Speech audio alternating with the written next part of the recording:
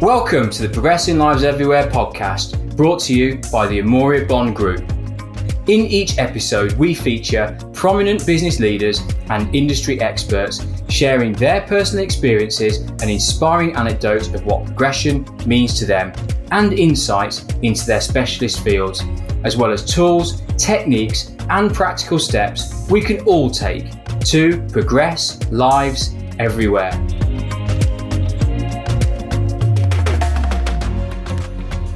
Hi, I'm Natasha Crump, ESG Director at Amoria Bond. Joining me today is tech entrepreneur, investor, author, experienced CEO and NED, and owner-chair of Grimsby Town Football Club, Jason Stockwood, who's also been named by the Sunday Times as the UK's best leader. Welcome, Jason. Thanks for joining me. Morning, Natasha. It's probably the shortest introduction I've ever done on the podcast. Not because there wasn't much to say, Jason, but quite the opposite. Because to cover your experience properly, I think would have taken most of the episode of the podcast. And I'm really keen to get into conversation with you as quickly as possible, because from our previous conversations, there's so much fascinating stuff that I want to talk to you about today. But before we do, just for context, I've picked out a few key highlights if you're happy for me to share that.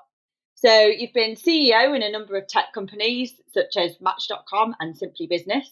You're co-founder and partner at 53 Capital, a fund set up to invest in European e-commerce entrepreneurs. You have a degree in philosophy from Bolton University and an exec ed course from Harvard University. You're a fellow at the Blavatnik School of Government, I got there, Oxford University's Department of Public Policy, and advisor to the UK government as well. So Jason, a lot there, a lot I haven't covered. But let's start by asking, what does progression mean to you, Jason? So firstly, thanks for having me on. God, it sounds like this is your life, doesn't it, when you do that sort of recourse of my career and that.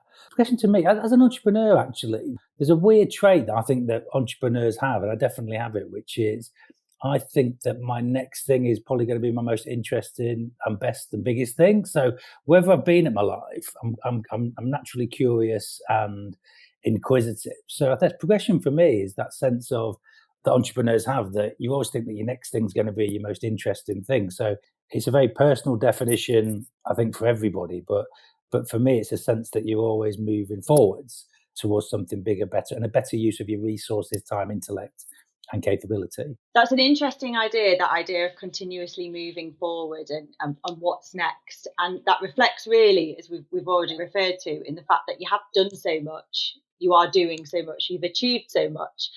And you're in what a lot of people would consider now a pretty privileged position, Jason. So I'm really interested to understand what motivates you now to continue to progress yourself and to also invest so much in progressing others as well, because I know that's something you're very passionate about. Yeah, look, I think my background was, a lot of people helped me throughout my early life. And I'm a product of the welfare state. I'm a council estate kid who, single parent family, free school meals, free housing, free university, etc. I feel that, throughout my career, hard work is a necessary condition of your success, but it's not sufficient. There are many other reasons, variables and inputs into people's success: luck, timing, mentors, help, support, etc. And just luck as well, brute luck as well.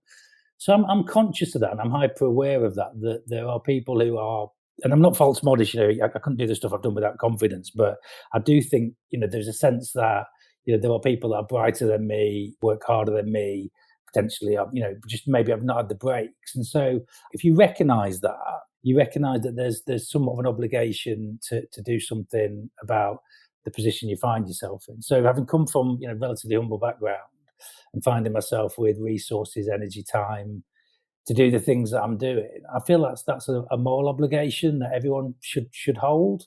And that's not to be pious about. I just think it's about fairness and recognising that your success isn't entirely your own. And then the sort of slightly different answer is that, I get a lot of energy and from being part of teams and working with people and seeing people reach their potential. It's a great joy in life to be able to participate and partner with people on their journeys that they go on, and that. So actually, there's obviously an inverse relationship when you have that. People think that you're doing something to help others, but actually, it's a tremendously energizing and rewarding experience to see people fulfill their potential. But the big thing for me is that I had a lot of help and support both at sort of macro level and an individual level throughout my career. And I think people need to recognise that, when they have a bit of success, that there should be an obligation to do something about that. So talking there about the people who've kind of been influential or who've helped you along your journey, what kind of help has that looked like? How has that kind of manifested itself? Well, there's hundreds, right, for all of us. And so, picking out individuals. I mean, the role models that we've all got, both people that we know, starting with parents. My mum was a grafter. I don't know who my dad is to this day, and that's obviously defined me in some way. My mum was a grafter. She had 3 jobs when we were kids. I remember, from being a cleaner, from being a debt collector, and multiple other jobs working in pubs. So, I think seeing a work ethic when I was younger is always been important. I think that's characteristic of the where I'm from as well. Being from Grimsby, there's something about people who weren't scared of hard work. And I think that's a really positive trait for people taken to their life. And so, there's a ton of intellectual heroes and writers that, I'm big fans of. And even to this day, there's a bunch of people that I've worked with, both good and bad, actually. Mentors often can be role models of how not to do things as well, which people often underestimate. And then a lot of teachers at school. I realised when I was at school, I only realised later on in life, there was a few teachers, because I didn't have many positive role models in my life as a kid, male role models in particular. There's a few teachers I look back that really looked after me, and I wasn't particularly academic at school. I played a lot of sport, and so there were some of the sports teachers, and I always felt cared for when I look back on that. There's quite a few teachers that went out of their way to make sure I was all right and look after me and point me in the right direction. And just picking up on that a little bit further, Jason, because what strikes me is you're really kind of driven and enthusiastic about being part of a team, being part of a collective. So is that something that you really look for in new opportunities rather than just doing stuff on your own? And has that changed over your career?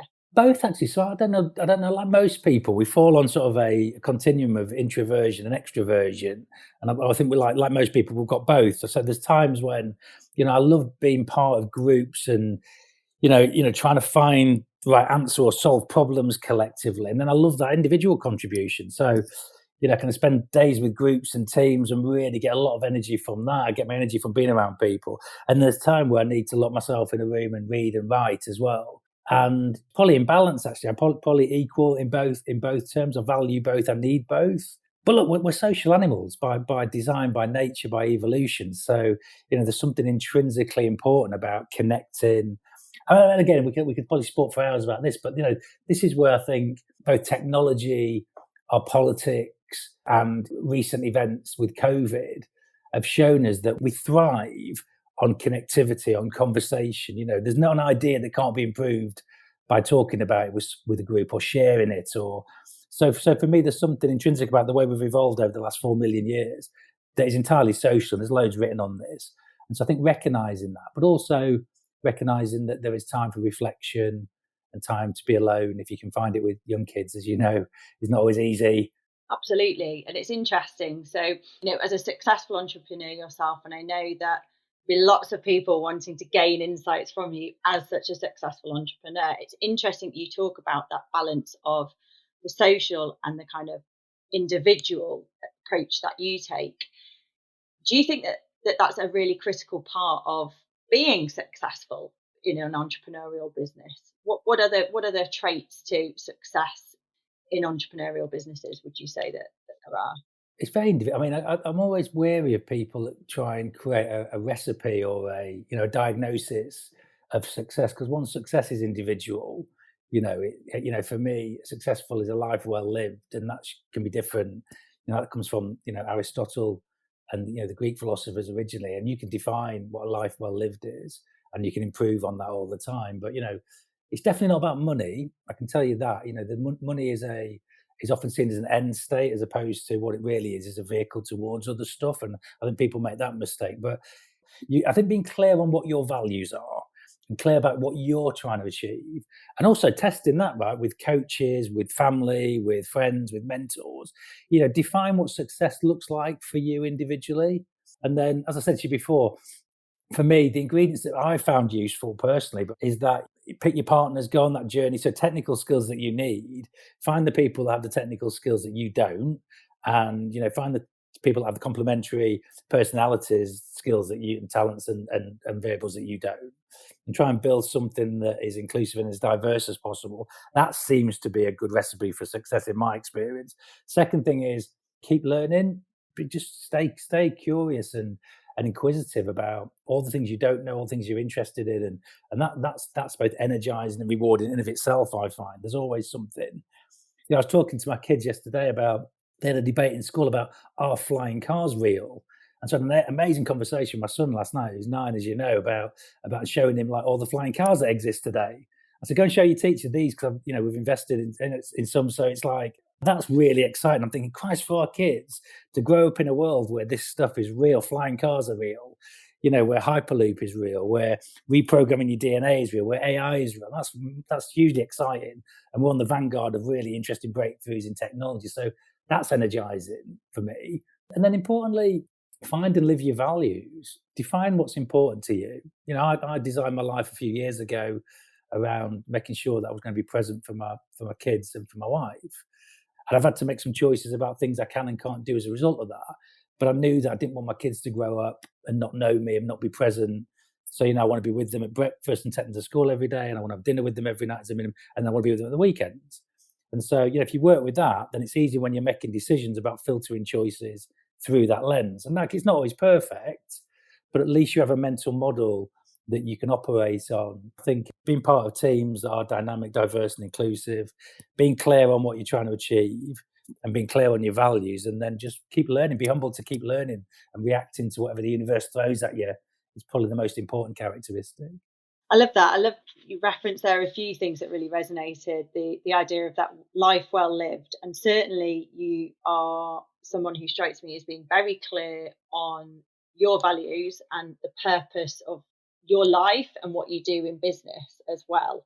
Just in terms of people who are aspiring to better applying that kind of purpose-driven, value-driven model or ethos to their businesses, are there any kind of methodologies or tools that you've seen or would recommend or could refer to that might be helpful for people who are kind of really inspired by that idea but don't quite know where to start? They've sort of understood the theory, they get it, they want to do it, but actually not quite sure how you do it. I'm bound to pitch my own book in this. So the book I wrote a couple of years ago, Reboot, it's not a perfect process. So, everyone is in a permanent state of becoming. I don't want people to think and hear this and go, Christ, he's sorted his life, he's executing on a plan. Life's messy, complicated. I wake up as miserable as most people some days, and, my kids are awful, my wife don't want to look at me. So I have all the same issues everyone else does. There's parameters that I'm trying to operate in, and I think I've got clarity around that. But I also have got, a decent amount of resilience from the way I've been brought up and the failures that I've had, that I'm not scared of failing or acknowledging that. And also I'm comfortable with noticing that any moment sort of a happiness or sadness that you have, it passes as well. Whereas when I was younger, I used to get quite intensely wrapped up in the emotions that I had in that moment.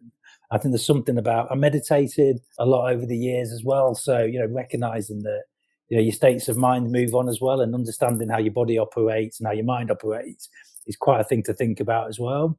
I used to hate Monday mornings, so I'd never made big decisions in my life on Monday mornings. Simple as that, right? Or you might be good late at night for being creative, and so, leave your creative work. And I think understanding how you operate as an individual can be quite helpful as well. But my book was an attempt to try and think through some of these things, how we build happy human businesses in a digital age, with the advanced technologies and sort of accelerating pace of life that we're living. I think for businesses, Eric Ries's books always inspired me. He wrote a book called The Lean Startup, I think probably about 10 or so years ago now. But that's a brilliant book for thinking about how you get going as an entrepreneur. And often people think, you build a big product and you put it out in the universe and hope people just, love it. And there's actually a mechanical process of how you get products out and test them in front of real customers. And Eric Ries wrote that brilliant book that I always give and have recommended. We've used it as a textbook in businesses for people who haven't read that before. I think just take your inspiration from whoever you can. You can do it by listening to podcasts. I'm a big fan of the High Performance podcast is one I love. Damien Hughes and Jake Humphries. I think there's just some inspiring insights into the minds of people that have been hugely successful.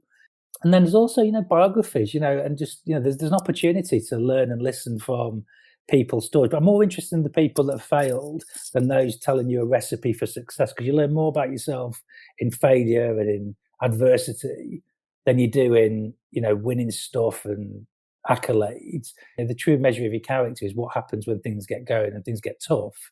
And so I'm more interested in those types of stories as well. And it was interesting you mentioning those accolades earlier in your introduction, but I really don't think about those. Genuinely, I'm like, what's next? Because you can tend to rest on your laurels, and it's more important to project yourself forward all the time. And I'm actually more interested in the things that I remember, the things that have been informative for me, or when things have gone wrong, or when things have been challenging, or when you've had a crisis to deal with. You take so much more into your soul in those moments than you do when you sell a business or when you win an award. It's nice in the moment, but it tends to be fleeting. But the stuff that really goes deep into your personality tends to be the stuff that's been challenging and problematic. Absolutely. And what struck me as you were talking, particularly towards the end there, was that acknowledgement that actually it is the failures that you probably do learn the most from. I think a lot of people will identify with that, but it goes so much against culturally the story these days. The story is my life is amazing, everything's wonderful. You look at the PR of our leaders, business leaders, political leaders, the Facebook and social media stars. It's all about this perception of the perfect life, the perfect business, and living the dream. And it's actually really lovely and refreshing to hear someone who's achieved so much, doing so much, to say, do you know what? It's the failures that help you learn. Well, I'd actually build on that as well, because I'm always naturally suspicious of anyone who describes their life in sort of a linear fashion. Like entrepreneurs often talk about, I started selling lemonade in school, and then I went to university and I built my first business. And it's just bullshit, quite frankly. Life doesn't work like that. Life is sort of a messy road through failure, ups and downs, and then stuff happens to you react to. I think entrepreneurialism for me is about a sort of an open-minded attitude to seeing opportunities and taking risk, and that is different. So we all see the same stuff every day. How we react to it is up to us, based on our cultural upbringing, our education, our mindset in that moment, our energy in that moment. So this idea that you have complete agency and control over the things in your life is a myth. And, but we try to describe it and reverse engineer it to tell a story to ourselves that we had more agency than we did often. I mean, I often think that people who are successful, particularly on a monetary value, they have to explain their success in terms of they did it so they can justify disproportionate wealth or power. That's a way of reverse engineering their success to feel like they own it. But actually, if there's a bit more humility going, look, you probably worked hard for it, but to get that job, someone had to resign. You didn't have any control of that for you to step into that. For that deal, I see deals all the time that fall over because of something that's completely out of your control. If someone misses a flight, or someone gets ill, or someone just changes their mind. There's so much about your life that you don't have control over. And so if you tell your story that your success is fully owned by you, it's just a myth. And we tell ourselves these stories because we probably want to justify paying less tax, living in a big house, sending our kids to certain schools. Now, if that's a personal choice, that's up to you. But also own the fact that you're here because of yourself, and you're also here because of others. And then the other thing I'd just state is this idea of failure being noble, though, is we've got to be really careful with that. There's this myth where, failure is also, in the US, people say failure is a good thing. You can't fail all your life. You're just rubbish at what you do if you fail at everything that you do, or you're not trying hard, you haven't got the ability. But an amount of humility when things go wrong or don't go in your way that you learn from, but you've got to put it right. So failure as a part of a journey to success is important, but I've got to be really careful about that definition, that people just don't hear it and go, oh, it's okay just to be rubbish and fail all the time. It's using failure as an opportunity to learn is probably a clearer characteristic of it. Well, when things go well, we all like to take personal credit for that, don't we? Human nature.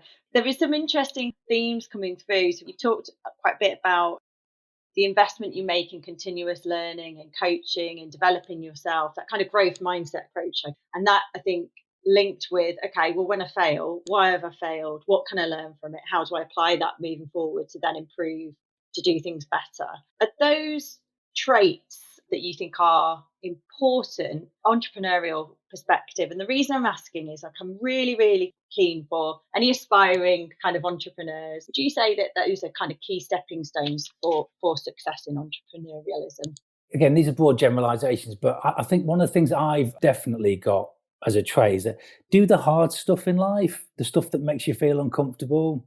People won't like that because by definition we shy away from that, but always put your hand up for stuff. In fact, I look for that these days. If I'm doing something and it's less frequent now, that makes me feel uncomfortable, I really hold that feeling and go to it and explore it and try and push myself into it. Just listening to your own internal narrative and also your physical reactions to stuff.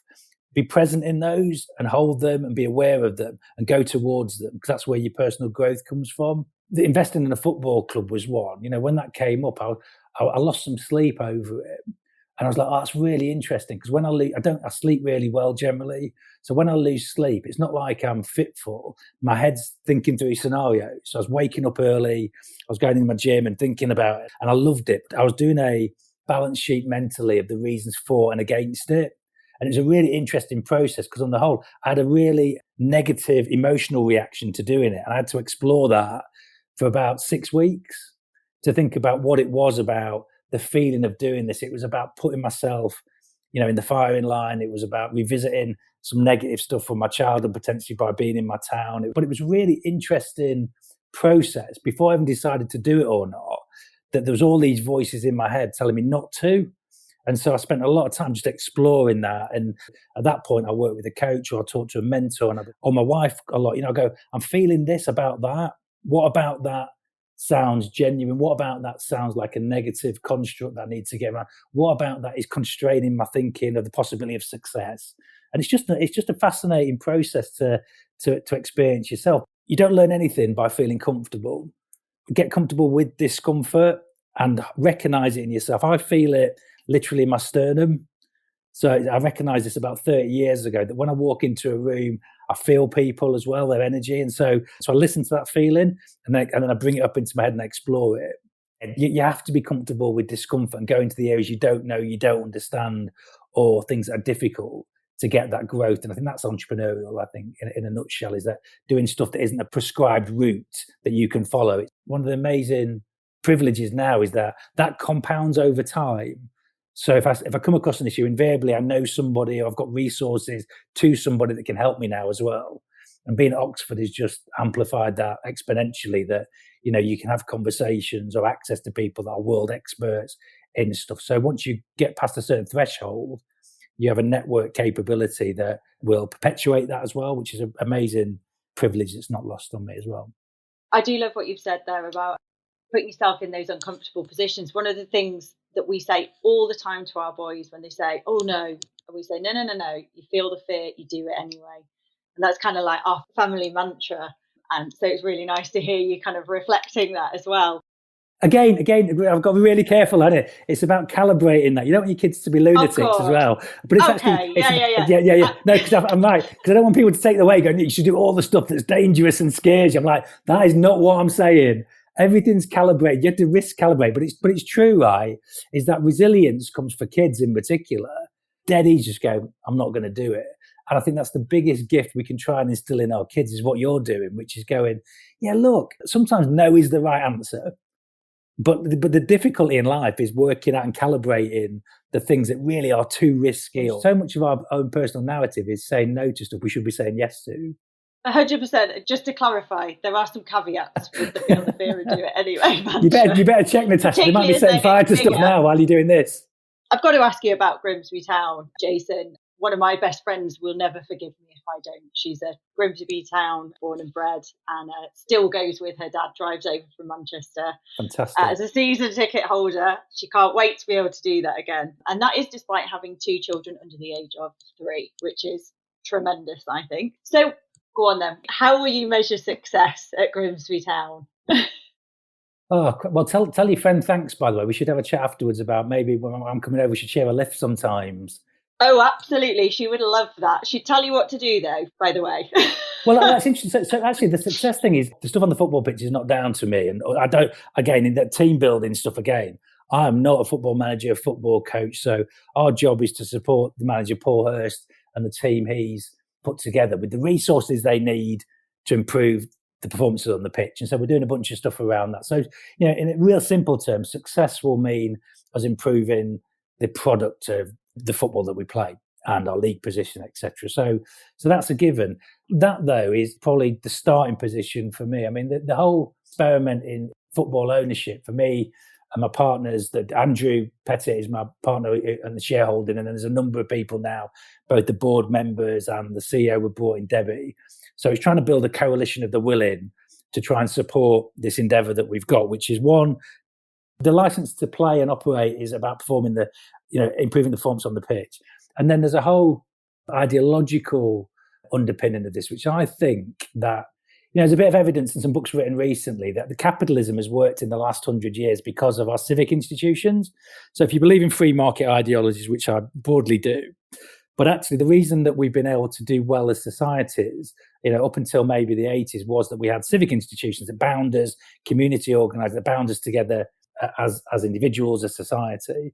And yet since the 80s, that's gone away. But one of the few institutions that's endured are football teams. Grimsby Town's 143-year history and is passionate, if not somewhat smaller, following these days. But, people care about it. I care about it. It's as part of my identity. It's a part of who I am, what I represent. And so, the other part to this will be success on the pitch, but actually that'll give us license to go, how can we reinvigorate the club as a civic institution that can be a beacon of hope, aspiration, pride, that can then be used as a catalyst for broader regeneration projects that are already ongoing in the area, by the way. This isn't something that we have any ownership of. We're trying to participate and be a partner in. But, how can we use the sports team from a values leadership, from a performance basis, from a ability to reset what it means in the community? How can we use that as a catalyst for energy into all the activity in regenerating and reinvigorating part of the world that I love and care about? The question about success earlier, for me personally, success isn't financial for me. That's one measure, but success is how you live your values, how you live your aspiration, how, what you pass on to your kids emotionally. And the same here. Success will be both on the pitch, but as important for me will be how we represent ourselves in the community. We're going to become a B Corps, hopefully, which is we're trying to be the first professional sports team in the world that is a B Corps, which is about entrenching both in our legal constitution and our values, the obligation to stakeholders, not only our shareholders, but the broader community, the environment, and all of the stakeholders in the club. So for me, this is about, can we set the direction that hopefully is embedded for the next 143 years? Yeah, and have a bit of fun along the way. It's got to be fun, right, as well. This is, it's life's too short otherwise. But if the football's going well, I'm sure it will be.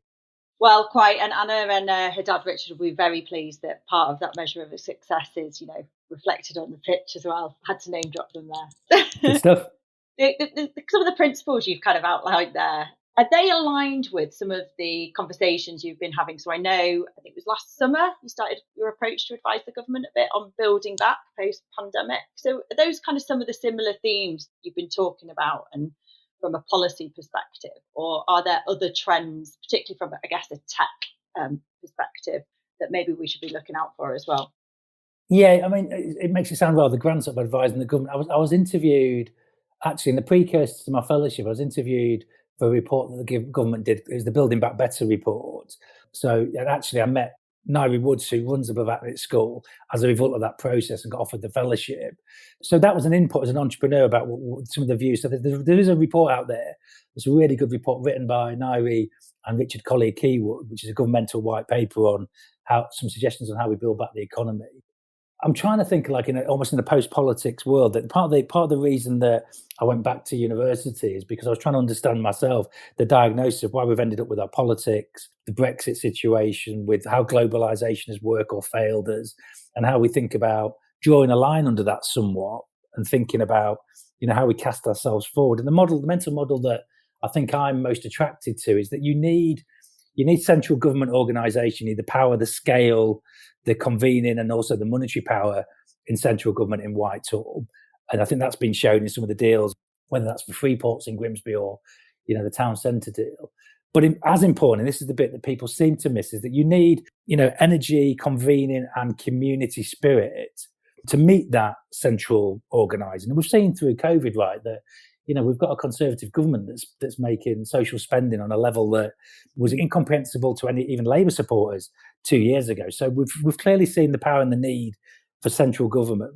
But equally, I think we need to reinvigorate, the ownership and the action orientation within our communities as well. One of the things that we know is that the world is accelerating. The combination of technological acceleration, globalization, climate change means that this linear model towards execution just doesn't work anymore. The world's coming at us faster. So the ability for central government to set the conditions and parameters of innovation, of renewal, of regeneration is important. And then we need to own it collectively in our communities. And I'm optimistic about that because I think that what's COVID's shown is people were desirous of it. For all the horror of the last few years, I'm personally witnessing a desire for common ground and commonality and shared endeavour and shared practice. And I think the football club can be part of that. But more broadly, I think we're hopefully going to see a renewal in our civic engagement that's required as well. Because I think people are just a bit bored and fed up with where we've ended up with our politics and our realities. We've had an acceleration in ways of working in the last 18 months that, sort of lots of cool tech businesses were doing remote working years ago. But I think that's a wonderful recalibration that every business is now having to think about how we work. And that's brilliant, right? Because it means that all those people being forced into offices in the last 40 years have now been at home and taking their kids to school and being better parents and better husbands and better wives or better partners, or just in having more in their lives if they're single. And I think we've just started to realise that won't go back in the box now. So that's a good example of, people looking at value in life in the broadest sense about how we spend our time. Yeah, look, I think there's a long way to go, but I look for patterns and pattern recognition around something's changed in the last 5 years, both in the combination of how the markets are thinking about measuring investments differently through ESG, but also through in our day-to-day lives. I think we've all a forced reflection on our values and what's important. And I think our politicians are going to have to react to that as a result of that. It's really interesting because those trends that you're talking about there, when we look at the kind of trends across advanced engineering and technology from a talent acquisition and talent attraction perspective, absolutely resonate. To attract the best professionals, you've got to offer more than a great salary, a great package. It's about wider impact that we are seeing increasingly, that people want to know, what are your social impact credentials? Genuine, not greenwash, not, token, here's a bit of cash once a month. It's that kind of move back to community as career being equally important as what do I get paid at the end of the day? I'm incredibly optimistic about where that takes us in the future for, our kids in a few years' time, when this is the dials hopefully move further forward. So really fascinating stuff, Jason. I've got one last question for you.